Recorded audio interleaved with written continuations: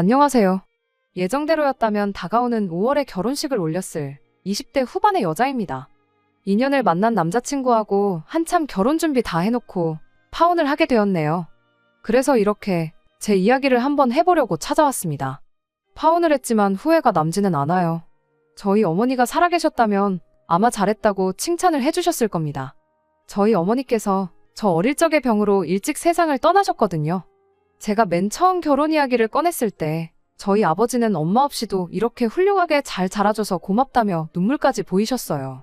그런데 이렇게 파혼하게 된 게 죄송할 따름이긴 합니다. 저는 대학교 졸업 후에 곧바로 취직을 했고 그 뒤로 독립해서 쭉 혼자 살아왔어요. 결혼 준비를 하던 남자친구도 저와 마찬가지로 계약직이긴 하지만 괜찮은 조건으로 일을 하는 직장인이었고 회사 가까운 곳에서 혼자 자취를 하고 있었습니다. 다른 커플들처럼 연애하다 보니 자연스럽게 결혼 이야기가 나오게 된 케이스였어요. 결혼 이야기 나오고 서로 경제적인 상황에 대해 오픈했을 때 남자친구가 모아놓은 돈이 저랑 액수가 비슷하다는 걸 알게 되었습니다. 제가 모아놓은 돈이 당시 5천만 원 조금 넘는 정도였거든요. 직장 생활을 했던 횟수만 따져봐도 남자친구가 저보다 3년을 더 일했는데 액수가 똑같다는 건 조금 실망스럽긴 했어요. 계약직이긴 해도 연봉이 저보다 높기까지 했었으니 말이죠. 그래도 뭐 반반 결혼들 많이 한다는데 제가 좋다 싫다 정할 이유나 있나 싶었습니다. 이러나 저러나 반반 결혼하는 거고 돈이야 지금 모아놓은 돈보다 앞으로 둘이 결혼해서 모아나갈 돈이 더 중요한 거 아니냐는 생각이었죠. 그리고 하루라도 빨리 결혼을 하면 그만큼 더 돈을 잘 모을 수 있다는 생각이었어요. 그러니 네 손에 내 손에 따질 것 없다고 생각을 하고 그 시간에 결혼 전에 한 푼이라도 더 아낄 수 있는 방법이 있나 없나 연구해보는 게 더 중요하다고 싶었습니다. 양가의 지원을 받을 수 있다면 그건 그거대로 좋고 못 받아도 둘이서 알콩달콩 잘 살면 되겠다 싶었어요. 저희 부모님도 집안에 도움 하나 없이 무일푼으로 시작해서 자리 잡고 다 하셨다는데요, 뭐. 저희 부모님도 하셨던 건데 저라고 못하겠나 하는 용기도 생겼었습니다. 결혼식 날짜까지는 한참 멀었지만 저희는 일단 신혼집을 먼저 구해 살림부터 합치기로 했어요. 저도 그렇고 남자친구도 그렇고 독립해서 살고 있던 원룸, 자취방 계약이 비슷한 시기에 끝나는 상황이었거든요. 어차피 결혼하면 한 집에 살게 될 텐데 미리미리 알아보고 괜찮은 매물이 있으면 미리 구해서 들어가 살아도 되겠다는 생각으로 집을 알아보기 시작했습니다. 그러다가 정말 좋은 조건의 매물을 우연찮게 하나 찾을 수 있었어요. 지어진 지 진짜 오래된 엘리베이터도 없는 5층짜리 구축 아파트이긴 했지만 위치적으로나 뭘로 보나 저희 예산으로 이만한 곳이 없었어요.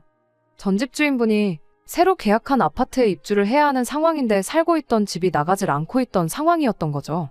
그래서 가격 또한 주변 시세에 비해 확실히 메리트가 있는 가격이었어요.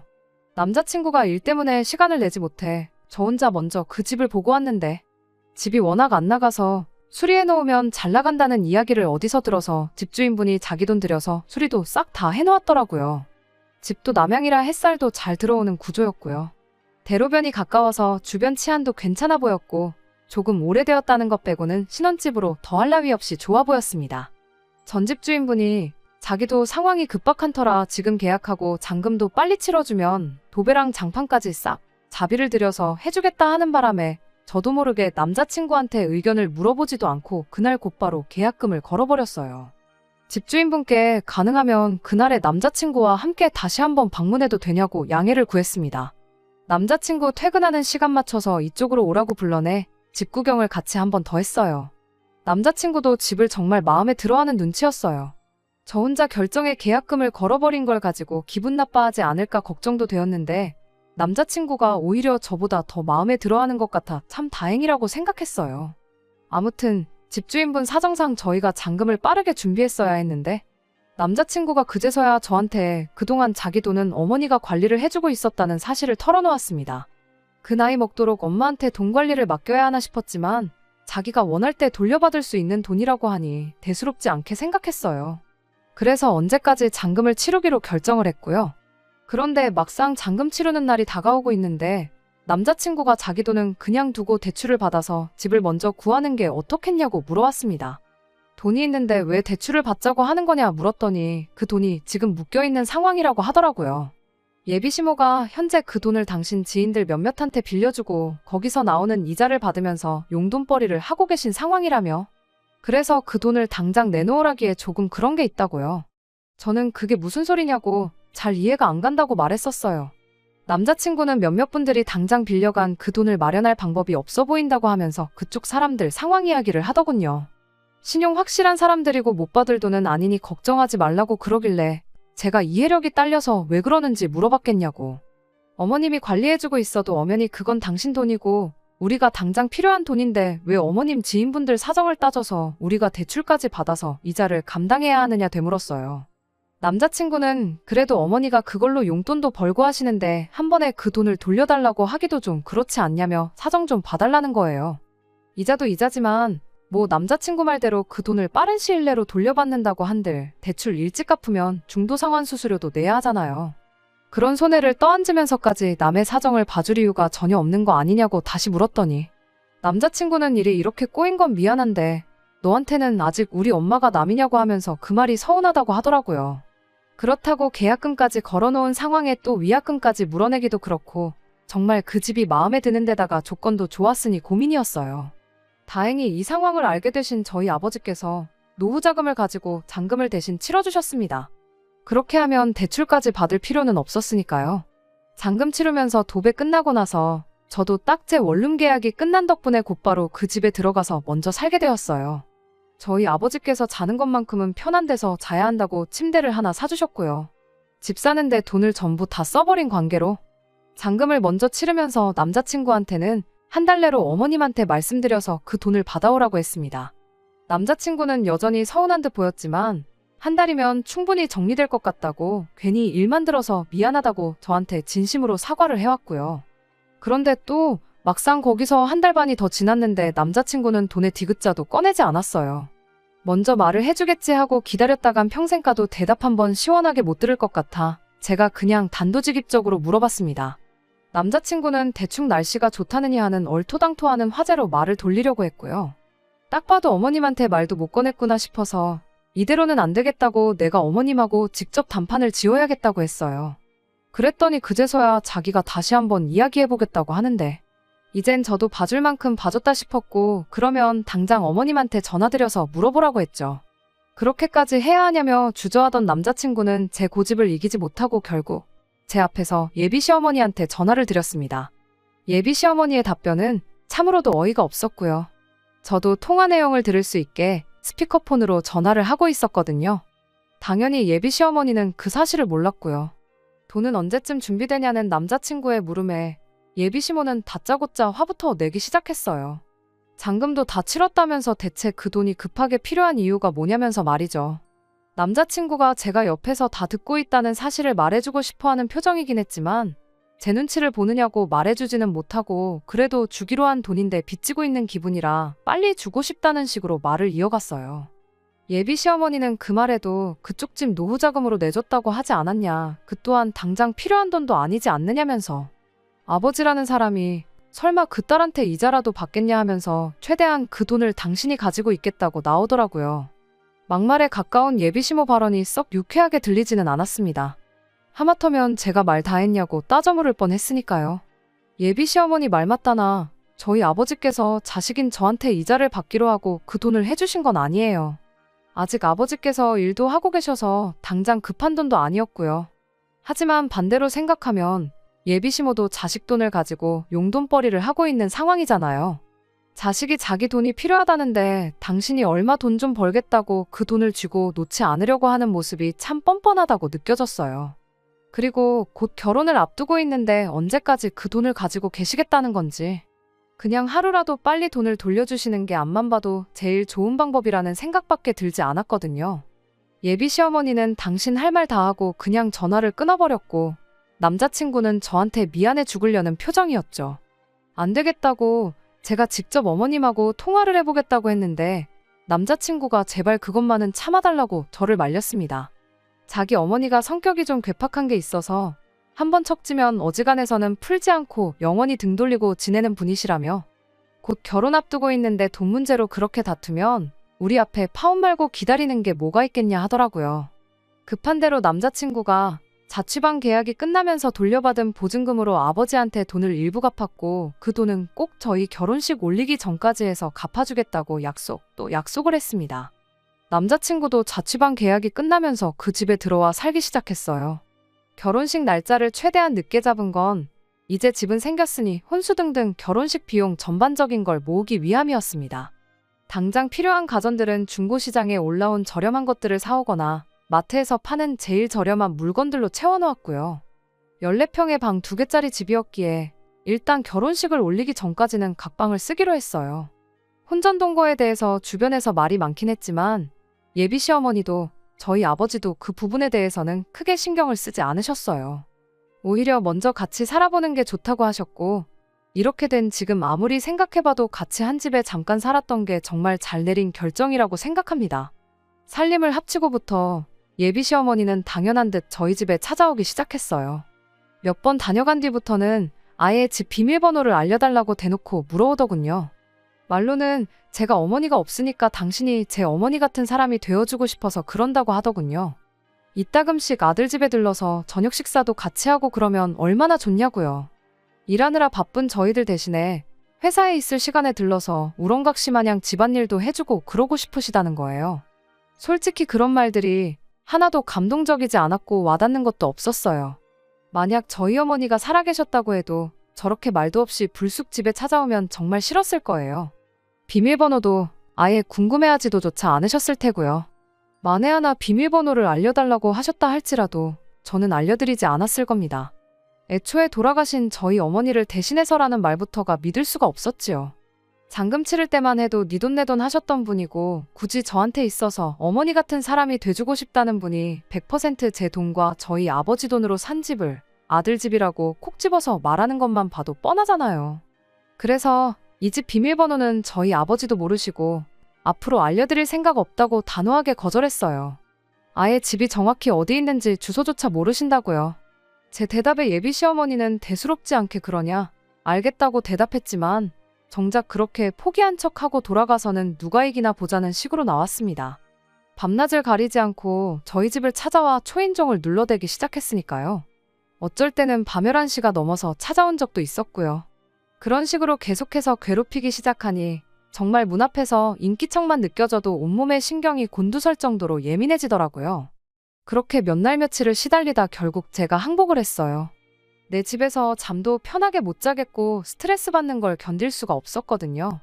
남자친구도 계속 이만하면 그냥 알려드리고 말자며 저를 설득하던 걸 보니 제가 아니었어도 아마 언젠가 남자친구가 알려드렸을 것 같네요.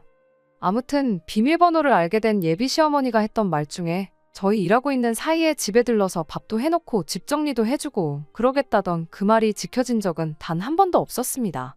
하루는 퇴근하고 집에 오니 벌써 예비 시어머니가 집에 와 계신 적이 있었어요. 편하게 들어누워서 TV를 보고 계시더군요. TV 보면서 드신 건지 거실 바닥에는 온갖 과자 봉지며 부스러기가 널브러져 있었고요. 무슨 일로 오셨냐니까 예비 시어머니는 내 아들 집에 네 허락까지 받고 와야 되냐는 대답을 하더군요.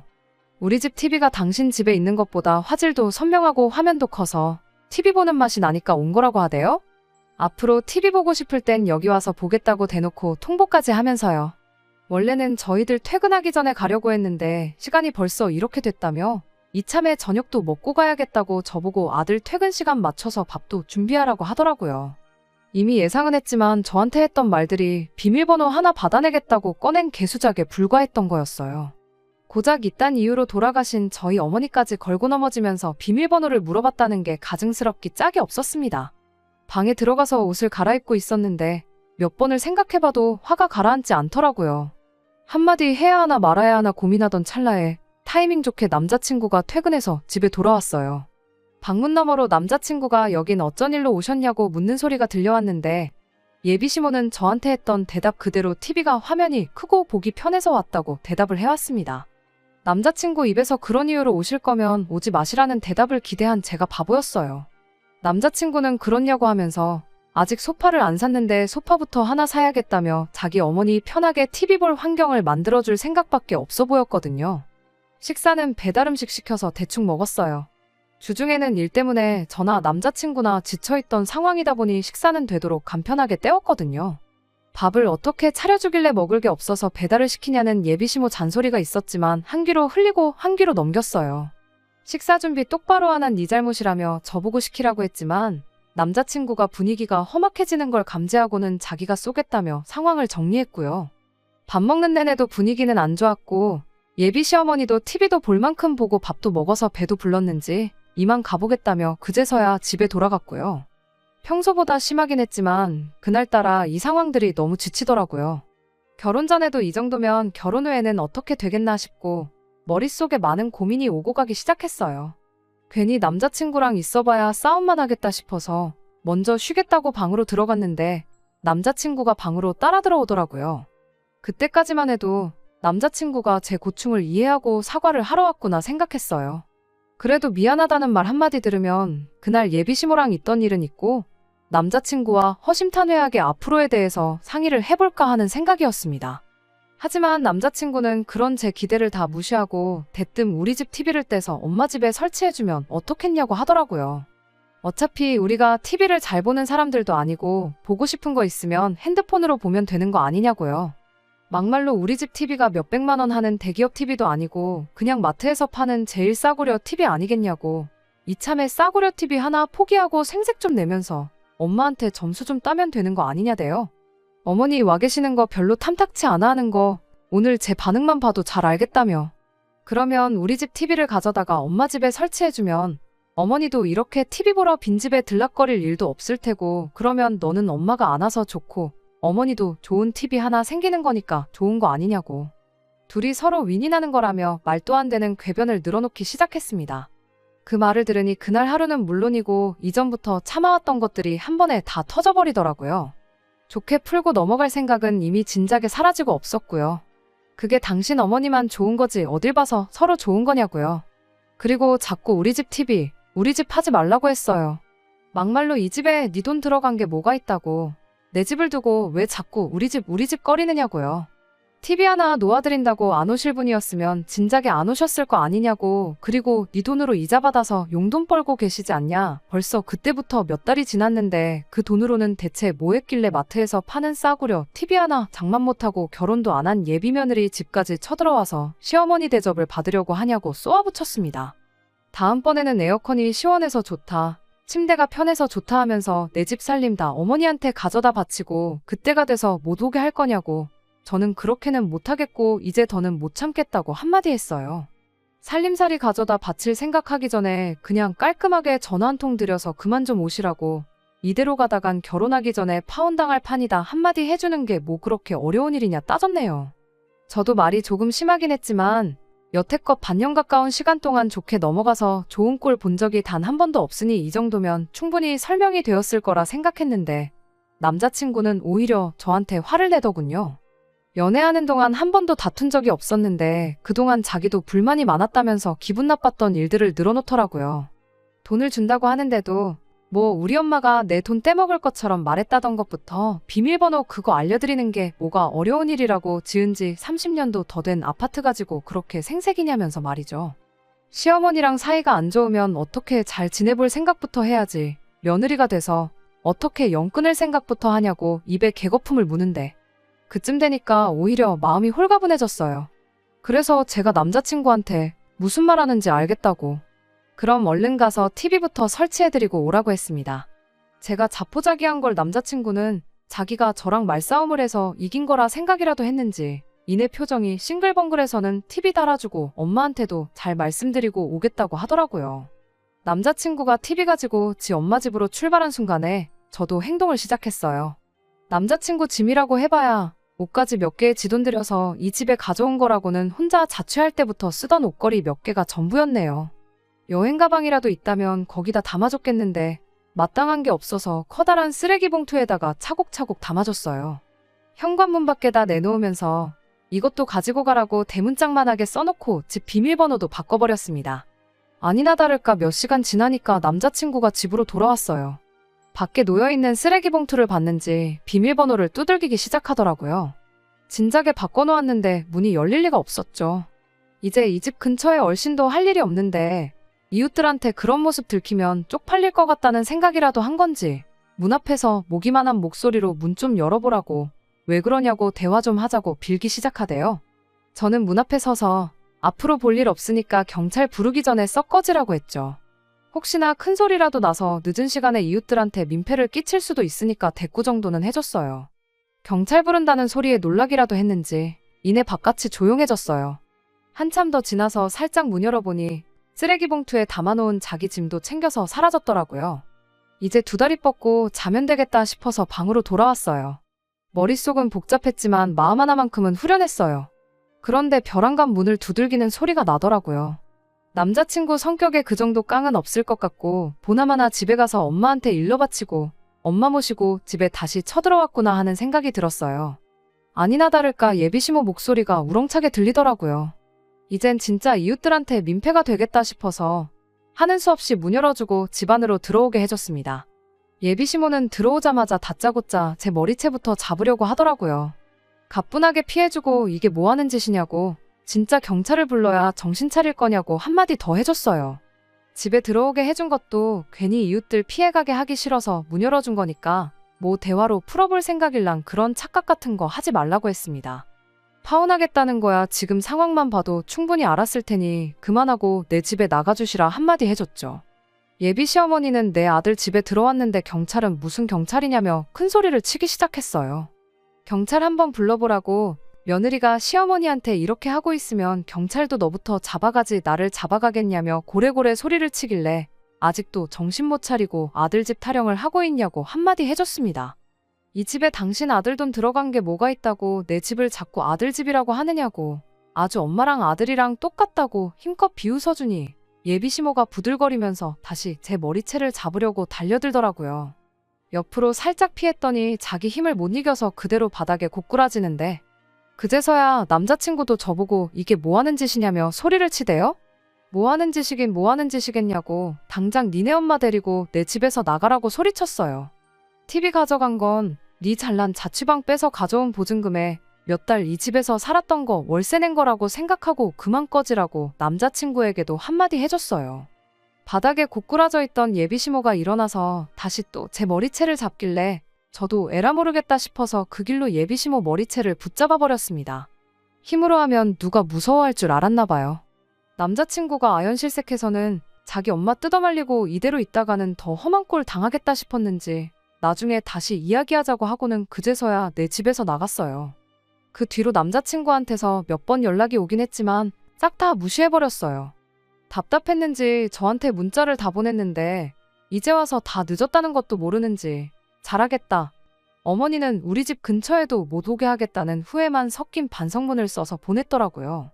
알고 보니 자기가 여태 모아놓은 돈도 어머니가 지인들한테 돈놀이를 해주고 있던 게 아니라 다 쓰고 없다더라면서 당장 주기로 했던 집값은 못 줄 것 같지만 앞으로 평생 어머니하고는 볼일 없이 지내겠다. 이런 식으로 꽤나 길게 써서 보냈더라고요. 그래도 반성문 써서 내민 정성을 봐서 답장은 해줬습니다. 내 마음 돌릴 생각은 추호도 없으니 다시 잘해볼 생각이라면 꿈 깨라고요. 그렇게 몇 번 강하게 나갔더니 얼마 전부터는 더 이상 연락도 오질 않네요. 그나마 덕분에 내 집 마련한 걸 위안 삼으려고 합니다.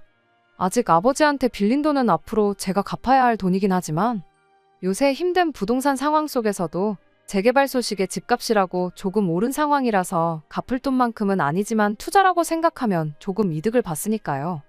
돈이다가 아니지만 그나마 이 집이 마음의 위로라도 되는 것 같아요. 결혼하기 전에 같이 살아보는 거 나쁘지 않은 선택이었다고 생각해요. 이혼한 게 흠도 아니라는데 그깟 몇 달 한 집에서 같이 지낸 게 앞으로 제 인생에 무슨 흠이나 되겠나 싶거든요.